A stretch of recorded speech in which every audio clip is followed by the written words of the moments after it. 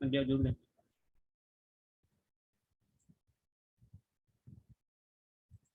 तो जो आपका एप्लिंग पोर्ट है उसकी कैपेसिटी क्या होती है, हायर होती है।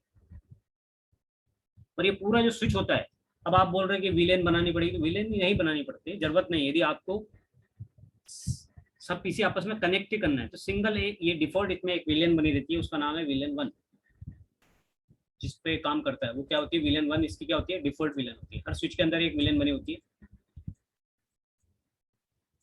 विलेन का मतलब क्या है, वर्चुअल लोकल एरिया नेटवर्क।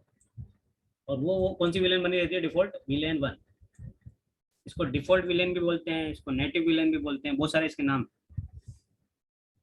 तो ये आपके स्विच में ऑलवेज प्रेजेंट रहेगी आपके पास, और विलेन हो ना हो वो तो आपके ऊपर है, क्रिएट कर सकते हो आप और विलेन भी।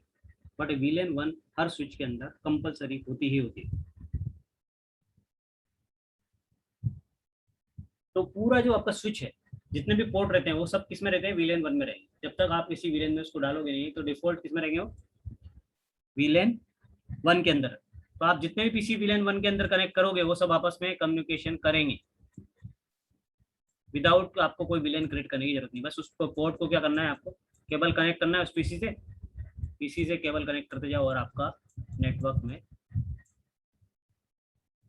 एक स्विच है तो अब दूसरा स्विच भी है। मान लो यहाँ से एक स्विच अपलिंक से दूसरा स्विच जुड़ा हुआ है, तब भी उसमें उसके पोर्ट भी यदि आपके विलेन 1 के ही हैं तो वो भी समझ लो कि एक स्विच की तरह ही काम करेगा। वो भी उसके भी कुछ नहीं है, उसके भी सब काम करेंगे।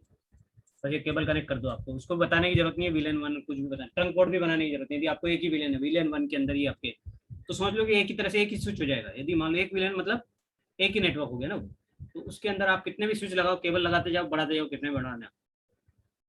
लेकिन यदि आपका ऊपर वाला स्विच विलेन 2 है और आपका विलेन 1 है, फिर ऐसा आएगा तो फिर आपको ट्रंक कोड बनाना पड़ेगा। यदि मल्टीपल विलेन का मामला है, सिंगल विलेन है पूरा आपका, मान लो पूरा ऑफिस सिंगल विलेन पे चल रहा है विलेन 1 के ऊपर, तो आपको कोई विलेन नहीं बनानी है, सिर्फ केबल कनेक्ट करनी है, आपका नेटवर्क चालू हो जाएगा। लेकिन एक काम तो करना पड़ेगा, पीसी के अंदर आपको आईपी तो डालना पड़ेगा। इस जितने भी पीसी आपके नेटवर्क में रहेंगे उनको सेम नेटवर्क में रखना पड़ेगा। कोई एक आईपी रहेगा, उसका आईपी और सबनेट, जो सबनेट मास्क है सबका सेम रहना चाहिए। और आईपी की रेंज भी सेम होनी चाहिए। ऐसा नहीं कि आपने 192.168.10.1 ले लिया, कहीं 11.1 ले लिया, कहीं 12.1 ले लिया, तो फिर नेटवर्क चेंज होता है। यदि आपने नंबर चेंज किया ना 10 से 11, तो आप नंबर नहीं चेंज कर सकते। आप सिर्फ आप जो, क्योंकि जो क्लास सी होती है उसमें आप चौथे ऑक्टेट में कुछ भी आप आईपी ले लो, मगर आपने यदि थर्ड ऑक्टेट में चेंज कर दिया तो इसका मतलब नेटवर्क चेंज हो जाता है। क्योंकि जो क्लास सी होती है उसके अंदर 3 नेटवर्क होते हैं। मैंने आपको नेट जब सबनेटिंग कराई थी थोड़ा सा उसमें बताया था। तो 3 नेटवर्क मतलब 3 भाग तो आप उसको टच नहीं कर सकते। जैसे 192 वाला भाग नहीं ले सकते, 168 नहीं ले सकते, 10 नहीं ले सकते। इसके बाद मान लो कोई 10 की जगह, अब जो 10 की मान लो आपने एक से लेके जो 255 तक आईपी रहेंगे, जीरो से लेकर, जीरो से स्टार्ट होगा, जीरो से लेकर उसमें जो आपके जो वैलिड आईपी रहेंगे एक से लेके 254 तक, 1 से लेके 254 तक के जो आईपी है वो सब इन पीसीज को दे सकते हो आप। जितने भी आपके नेटवर्क में पीसी है ना, कितने भी स्विच जोड़ दो, इतने 254 आईपी, एक से लेकर 254 में तक का कोई भी आईपी उसको दो और उसका नेट सबनेट मास्क मारो और सब आपके नेटवर्क में काम करेंगे। तो यहाँ पर कुछ भी नहीं करना। स्विच का मतलब चाहे आप चाहते हो स्विच में कुछ नहीं करना, मेरे को सिर्फ कुछ नहीं करना, तो सिर्फ आईपी रेंज सेम रखनी है, नेटवर्क सेम रखना है, बाकी सब अपने आप हो जाएगा, अब कुछ करने की जरूरत नहीं। लेकिन क्या होगा, कंपनी क्या है ज्यादातर डिफॉल्ट विलेन पे नहीं रखती। अच्छा मेरे को एक बताओ, यदि मेरे को कोई भी स्विच, अभी है देखो स्विच में तो आईपी डला नहीं है, तो उसको एक्सेस कैसे करेंगे, कंसोल केबल के थ्रू तो कर ही सकते हैं। कंसोल केबल जानते हो ना, hello Sachin, yes sir. Console cable use किया क्या आपने?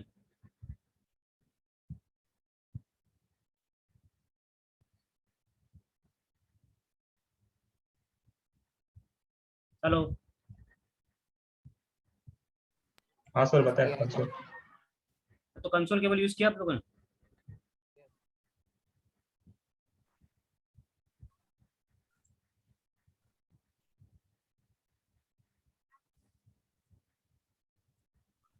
तो कंसोल केबल से भी तो एक्सेस कर ही सकते हैं। कंसोल केबल मतलब जब फिजिकली आपको क्या करना पड़ता है, इंटरफेस के ऊपर एक पोर्ट रहेगा, पीछे की साइड में रहता है, जो स्विच रहता है उसके पीछे की साइड में रहता है, वो कंसोल से आप रिमोटली एक्सेस ले सकते हैं। एक तो रिमोटली क्या होता है, एक्सेस कर सकते हैं।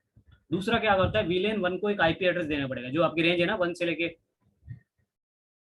इसके अंडर में एक आईपी एड्रेस इस डिवाइस को देना पड़ेगा। कोई सा भी एक आईपी जो आपको, जैसे 254 दे दिया मैंने VLAN को, तो एक VLAN को, एक VLAN 1 को आईपी देना पड़ेगा। यदि आपको इसको VLAN 1 को मैनेजमेंट VLAN भी बोलते हैं। तो इस मैनेजमेंट VLAN है, जो VLAN 1 को क्या बोलते हैं, मैनेजमेंट VLAN भी बोलते हैं, नेटिव VLAN भी बोलते हैं। इसको एक आईपी एड्रेस आपको असाइन करना पड़ेगा, तभी आप बाहर से इस डिवाइस को एक्सेस कर सकते हैं। किसको, स्विच को। यदि फिजिकली आपको एक्सेस करना है तो इसके पीछे एक कंसोल पोर्ट होता है, उसको पोर्ट से आपको एक लैपटॉप कनेक्ट करना है और पुट्टे में जाना है और उससे वो एक्सेस हो जाएगा। लेकिन यदि आपको इसको बाहर, मान लो आपका ऑफिस यहाँ पे मुंबई में और आपको पुणे में एक्सेस करना है, तो उसके लिए फिर इसको एक आईपी तो देना, असाइन करना ही पड़ेगा। बिना आईपी असाइन किया आपको बाहर से इसको एक्सेस नहीं कर पाओगे, आपकी कंपनी के अंदर भी नहीं कर पाओगे, सिर्फ वहाँ फिजिकली जाके कर सकते हो। तो उसके लिए एक आईपी एड्रेस आपको असाइन करना पड़ेगा इस डिवाइस को।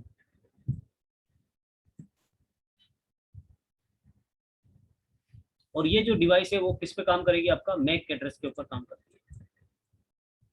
ये क्या बनाता है, मैक टेबल बनाता है। स्विच जो रहता है अपना क्या बनाता है, मैक टेबल रहता है, जो 48 बिट का रहता है, आपको पता है। इसको हेक्साडेसिमल में फॉर्मेट में रहता है। आपका जो आईपी रहता है वो किस में रहता है, डेसिमल में। और आपका जो ये होता है मैक होता है वो हेक्साडेसिमल। हेक्साडेसिमल में जो चलता है वो 0 से लेके F तक चलता है, याद है ना, 0 से 9 और फिर ऐसे F। तो ये जो चलता है हेक्साडेसिमल 0 से 9 तक चलता है। फिर 9 के बाद 10 को क्या समझता है, ये A समझता है, तो ये F को 16 समझता है। तो 0 से लेके आपका ये 15 समझता है। 16 तो टोटल होते हैं इसमें, तो 0 1 हो गया तो आपका 16 हो जाएगा। और जो डेसिमल होता है तो 0 से 9 तक रहती है। तो आईपी एड्रेस डेसिमल में आता है और ये मैक एड्रेस रहता है वो हेक्साडेसिमल में आता है। तो ये स्विच क्या करेगा, एक मैक टेबल बनाएगा। अब जब ये इसका बिहेवियर कैसा है, राउटर का बिहेवियर और स्विच के बिहेवियर में अंतर समझेगा। यदि इसके पास एक यहाँ से एक स्विच पीसी लगा हुआ है और उसके पास एक रिक्वेस्ट आई है, यहाँ पे एक पीसी और कनेक्ट है आपका। इस स्विच के पास यहाँ पे एक फ्रेम आया, इसको पे यहाँ पे पैकेट नहीं बोलते, फ्रेम बोलते हैं। स्विच में उसको पैकेट बोलते हैं, स्विच में नहीं, राउटर में पैकेट बोलते हैं, स्विच में आपको फ्रेम बोलते हैं। तो ये स्विच में जो भी पैकेट जाएगा उसको फ्रेम बोलते हैं। हाँ बोलो सचिन, क्या बोल रहे हो, बीच में तुम बोले नहीं, कहाँ चले गए। हेलो। नहीं, मैंने कुछ क्वेश्चन नहीं पूछा। हाँ बोलना। नहीं, कुछ क्वेश्चन नहीं पूछा मैंने। तो कुछ नहीं, चलो लेकिन बीच में तेरे हेलो को। सर। हाँ हेलो। हाँ बोलो। हाँ, अभी जो आप बोले ना कि VLAN मतलब क्रिएट करना रहता है, मतलब एक ही पोर्ट में किधर, तो वो एप्लीकेबल सब पोर्ट में हो जाएगा ना एक बार क्रिएट किया तो। VLAN ऐसा VLAN 1। नहीं, नहीं अपने आप असाइन नहीं होता। VLAN क्या डिफॉल्ट में सभी पोर्ट क्या रहता है, डिफॉल्ट VLAN 1 में रहता है। हाँ जितने पोर्ट है ना, जैसे 24 पोर्ट है मान लो इस स्विच के, तो ये सभी अभी किसमें डिफॉल्ट किसमें रहेंगे, VLAN 1 में रहेंगे। VLAN 1 में इसको आप कुछ भी मत करोगे तब भी डिफॉल्ट स्विच अपने आप, इसका नेटिव VLAN होती है, मतलब मैनेजमेंट VLAN होती है, इसी के अंदर सब पोर्ट आते हैं। जितने पोर्ट आएंगे सब VLAN 1 में रहेंगे डिफॉल्ट। आप कुछ करो या मत करो, अपने आप वो डिफॉल्ट VLAN में आते हैं। वहाँ से जब आप कंपनी से लेते हो तो सब डिफॉल्ट VLAN 1 में रहते हैं। मान लो आपको इसमें VLAN 10 बनानी है,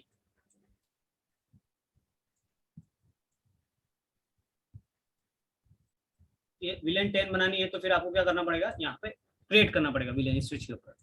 कॉन्फ़िगरेशन मोड में जाके VLAN 10 ऐसे लिखोगे, एंटर दबाओ, नेम पूछता है, नेम जरूरत नहीं भी दिया तो चलेगा, सिर्फ VLAN 10 किया, नेम अपना आप डिफॉल्ट ले लेगा। अब सिर्फ VLAN बनाने से काम नहीं चलता। VLAN बनाने का मतलब VLAN तो बन गई, लेकिन उसको पोर्ट असाइन करना पड़ता है, कौन से पोर्ट को कौन सी VLAN में रखना है।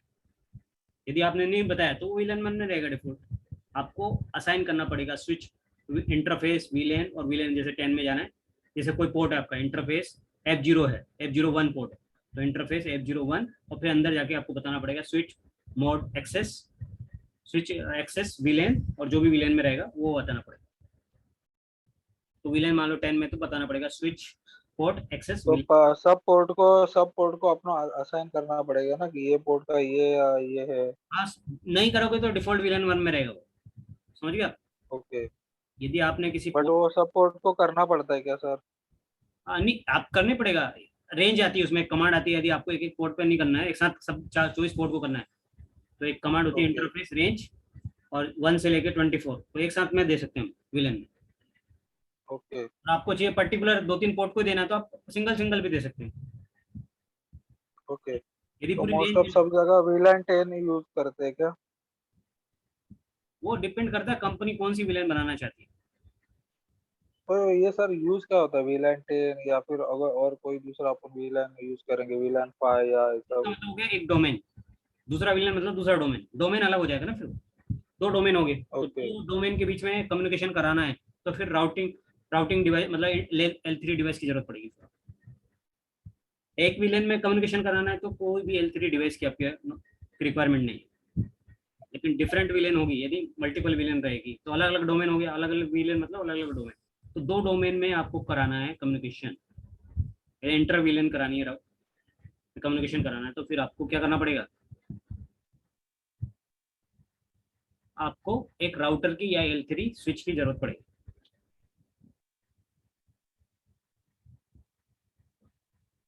और ये L2 स्विच है क्या? ये अभी इस पे तो 2950 जो सीरीज होती है वो L2 सीरीज होता है, L3 नहीं होता। तो 295 L3 कौन सा नेक्सस वाले हो गए क्या? नहीं 3750 L सीरीज, नेक्सस तो रहते हैं L3 रहेंगे थी क्योंकि नेक्सस सब स्विच L3 होते हैं, L2 स्विच नहीं होते नेक्सस। ओके। और ये 500 6500 3750 बहुत सारी सीरीज है जो L3 की सीरीज है, तो अपन पढ़ेंगे बाद में कि L3 कौन कौन सी। उसमें उनमें लेयर कौन से यूज होता है L3? L3 है तो L3 सीरीज, वो दोनों सीरीज L3। लेयर पे काम करते हैं, L2 पे भी काम करते हैं, L3 पे भी, क्योंकि उसमें दोनों फंक्शन है ना, L2 पे भी फंक्शन है और L3 का भी है। जब आपको L2 यूज करना है तो L2 यूज करो, L3 यूज करना है L3 यूज करो, उसका पोर्ट के को बता सकते हो कि मुझे इस पोर्ट को कैसे यूज करना है, L2 पोर्ट के रूप में यूज करना है या L3 पोर्ट के इधर। L3 रहेगा तो क्या होगा उसमें नेटवर्क समझेगा, L2 रहेगा तो सिर्फ क्या समझेगा, मैक एड्रेस के बेस पे काम करेगा।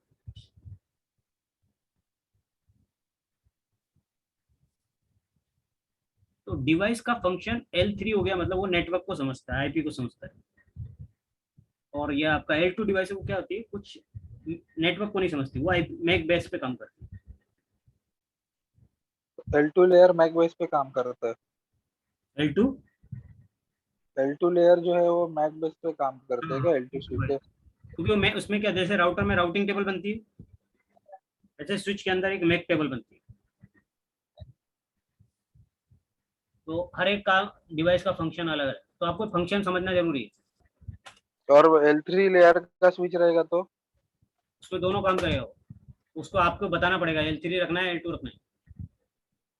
देखो ये मैक टेबल ऐसी रहती है, दिखा आपको मैक टेबल, ये देखो इधर, ये जो मैं है ये मैक टेबल ऐसी रहती है मैक टेबल, ये मैक रहता है सर, ये मैक एड्रेस है ना ये वाला, ये ऐसे होता है मैक।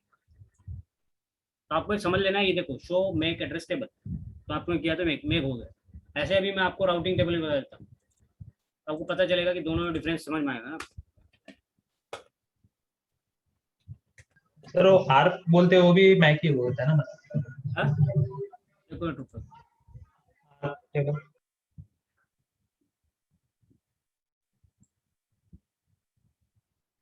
इसमें बराबर दिखने रहा है, हाँ ये दिख गया। तो आप देखो ये डिफरेंस देखो, ये स्विच, ये मैक टेबल, ये L3 रहेगा तो ऐसे टेबल बनाएगा, शो आईपी राउट करोगे तो ऐसे टेबल दिखेगा। तो ये L3 डिवाइस रहेगी तो उसमें ये राउटिंग के कमांड चलेगा आपको, शो आईपी राउट, उसमें L3 डिवाइस। L2 डिवाइस रहेगी तो आपका मैक टेबल ही चला सकते हैं, आपको शो राउटिंग चलती है क्योंकि वो L2 डिवाइस है, तो मैक टेबल मैक पे बेस पे काम करती है, और ये करती है शो आपका आईपी शो आईपी रूट किस में चलता है L3 में? L3 डिवाइस में, L2 डिवाइस में नहीं चलेगा, L2 डिवाइस में सिर्फ। मतलब ये नेक्सस में यूज होता है क्या? हाँ, नेक्सस वाले स्विच में यूज होता है क्या? नेक्सस में बहुत सीरीज है, यहाँ पे आप डालोगे L3 डिवाइसेस, स्विचेस भी डालोगे, स्विच भी बहुत सारे, स्विच मॉडल बहुत मॉडल है, अब एक मॉडल नहीं है। तो नेक्सस तो पूरे जितने भी नेक्सस स्विच रहेंगे वो तो रहेंगे सेम। 9K वाला अभी देखो नोट, तो यहाँ पे L3 स्विचेस फैमिली,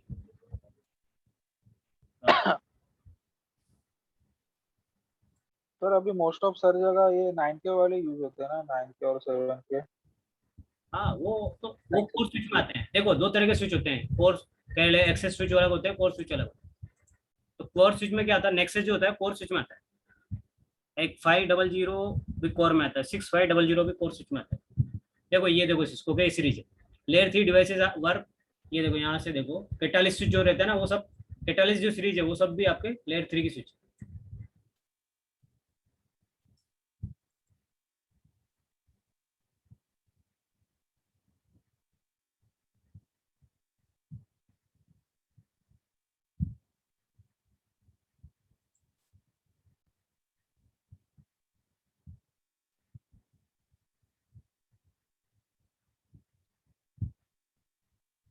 देखो ये सीरीज यहाँ पे अभी दिया भी, आपको नोट डाउन करना है तो नोट डाउन भी कर लेना।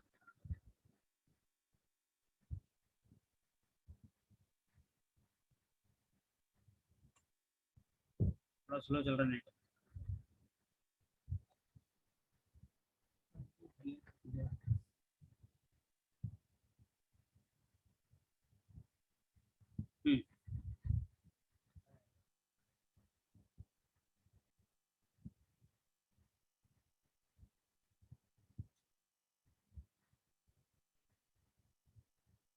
ये देखो आपके जो स्विच है जितने भी है 4 500 940 6800 3560 9300, ये सब जो सीरीज है, ये सब 3 4 जो स्विच, ये वाले सब L3 स्विच है, ये भी L3 स्विच है। ये सब जो सीरीज होगी वो आपके L3 स्विच की होगी। L3 स्विच में बहुत सारे मॉडल आते हैं। यहाँ पे अपन लिस्ट देखते हो, मॉडल्स लिस्ट।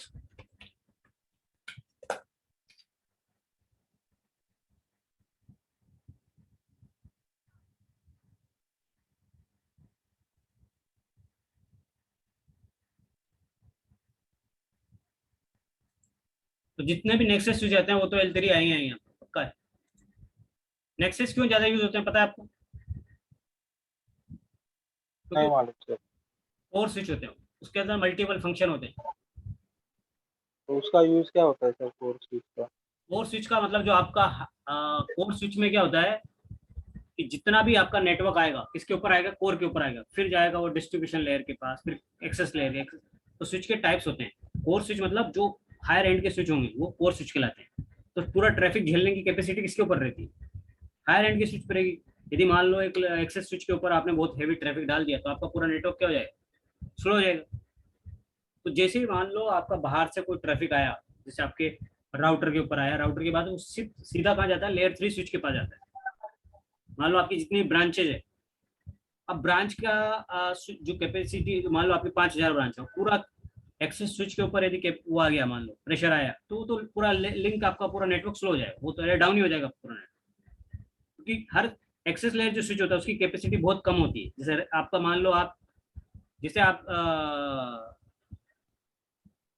लैपटॉप ही है, तो लैपटॉप में भी आप L3 लोगे, प्रोसेसर i3 लिया, 4G रैम लिया, फिर दूसरा हायर हुआ तो 5 लोगे, 7 लोगे, ऐसे कैपेसिटी भी जो भी कोर स्विच रहता है उसकी कैपेसिटी बहुत हायर एंड की रहती है। उसमें क्या होता है, मैक टेबल भी आप बड़ी मैक टेबल को सपोर्ट करेगा। उसके पास पोर्ट भी मल्टीपल पोर्ट रहते हैं, L2 पोर्ट भी रहेंगे, L3 भी रहेंगे। उसमें दो राउटिंग इंजन होते हैं। राउटिंग इंजन मतलब 2 प्रोसेसर होते हैं।